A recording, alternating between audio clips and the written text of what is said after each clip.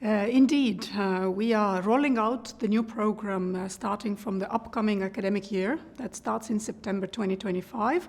And this program is called AI Leap, Artificial Intelligence Leap. It's a little bit of reference to our initial program 30 years ago when we started a Tiger Leap, and that was a leap when we connected all the schools to the internet. And we were among the first countries actually connect all the schools in Estonia to internet. And because of that, the digitalization of education sped up very fast, and there was a big innovation going on in EdTech industry in Estonia as a result of this.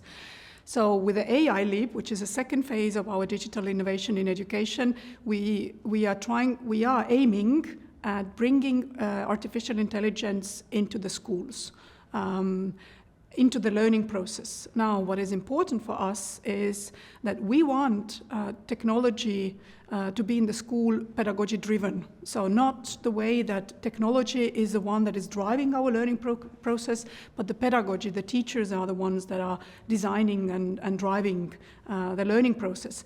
What we fear, the biggest risk is that if we don't do anything, if the policymakers, if the policy framework is not going to change, the result will be that students are using AI anyway. They are using the way they see it fit, and that means that most of the learning process will be actually technology-driven. Students will be following intuitively what the technology is teaching them, and that's something that we see as a very big risk for the next generation. So rather than minimizing this risk, we want this technology to be in the classroom with the supervision of the teacher, included and integrated into the learning process. And for that, it's not only about bringing the technology and giving AI licenses, for example, to all the kids and all the teachers. It's about redesigning the whole learning process itself. How do we learn? How do we design the learning strategies? It has to change.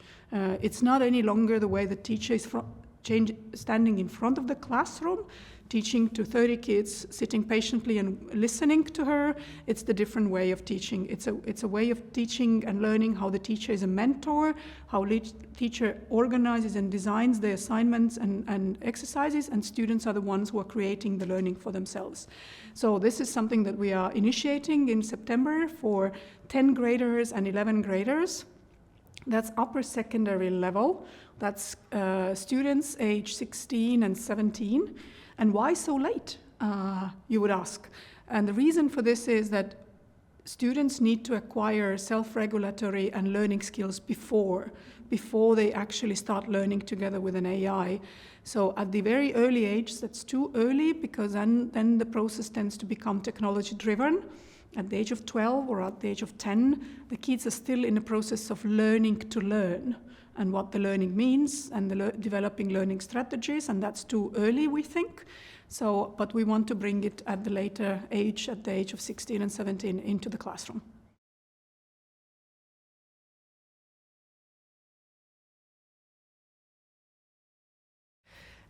Yes, socioeconomic inequalities due to digital divide happen when the policymakers don't take the lead in designing the framework for the learning. So if we just allow the schools and the pupils themselves to figure out how they learn with the technology, then much more capable students, much more socioeconomically advantaged students will use these opportunities and the others will not. And that's when the gap will be widening. So in Estonia, we want every single kid to have an access to the AI, to have the license of the AI. We're negotiating with an open AI today about introducing ChatGPT education version into the schools, giving the licenses, and every single kid in school. We have 30,000 kids in grade 10 and 11 in Estonia. So every single kid is going to receive a private account and a private license. And the gadget, whatever gadget is needed, whether this is a laptop or iPad, that he will be or she will be using for the learning. And every teacher in every school would receive the license and the tool to work with. And the crucial, actually the most focal point of that program is not, giving out the licenses and giving out the iPads. It's about the teacher education and the teacher training. The teachers need to be trained to be aware of what kind of learning they will design in the classroom with those, what we call gadgets, with those AI there. So all the teachers, we have 3,000 teachers that are teaching in those grades all over the country. So all the teachers will be trained and retrained and trained again. It's a permanent, constant learning process for teachers as well. And so from the government perspective, what policymakers need to do, they have to make sure that everybody has those learning tools. Everybody has licenses, everybody has a computer or an iPad, and every teacher will have the training and new knowledge for that.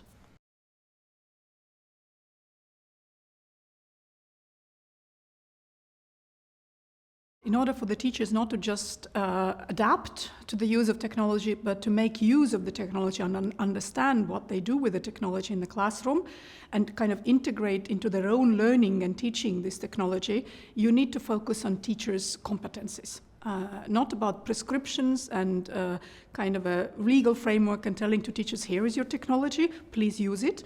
No, that's not going to work. They not exactly know how to use it, but to train them, to develop their competencies and understanding, because learning with the technology happens differently than learning without the technology. And these are different learning processes, and teacher needs to understand what kind of learning actually happens when you use the technology and what kind of learning happens when you don't use the technology.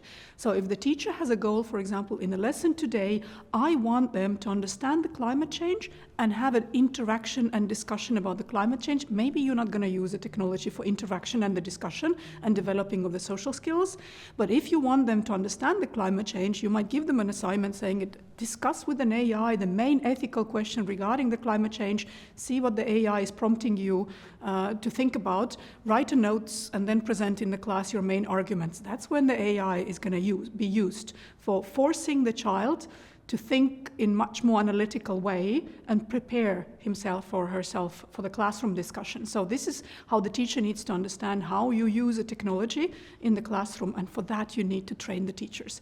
So for us, the question is not about do we trust AI, because it's not about trusting AI. We have to trust our teachers, that they know what they're doing in the classroom and how they're applying the AI. That's why you have to focus on the teacher competencies and the development of the teacher competencies.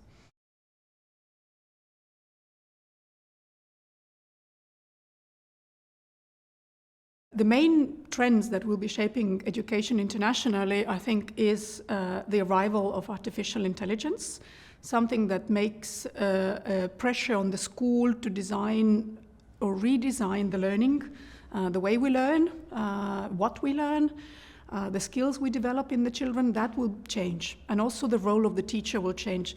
The technology will never replace the teacher. I've heard it every now and then that with the help of AI, maybe we will not need the teachers. I actually think completely opposite. I think that we need more teachers, because if the current classroom is one teacher and maybe 40 students or 30 students in the classroom, they're quietly listening, teacher is talking, and they listen and they make notes, and then they go home and then they repeat and memorize, and they come to the class, and teacher will check whether they have memorized and whether they have listened the previous lesson. That's not the teaching that we will see in the future. We will see in the future students studying in much smaller groups, in groups of 10, 15, going deeper into the subject, developing much more deeper learning and deeper understanding of the subject, but you need more teachers for that. So for the group of 30 students, you might need 2 or 3 teachers rather than just one teacher. So my prescription of probably the trend that we will see is technology is arriving into the classrooms, but that would require more teachers in schools. And it doesn't mean that the teachers are just full-time working only with in schools. You will have in the future a lot of teachers that are coming in from other professions, doing some job in school and some job outside of the school. So you have these part-time teachers or assistant teachers, assignment teachers. The teachers' type of the teaching job that you do will be very diverse. Not just one type of the subject teacher. I learned to be a mathematical teacher at the university, and now I'm teaching mathematics at the school. The learning math will be different. You have maybe a math when you learn the formulas with a mathematics teacher, and then there will be math when you have assignments regarding some problem-solving, adaptive solutions, skills of developing adaptive solutions through mathematical thinking. And that's a different type of a class, an assignment that you will do with maybe a different teacher coming from industry. So I think it will be very diverse what we think about what the teacher is, how the teacher looks like, and also what the teaching job actually is. And we need more teachers, much more teachers.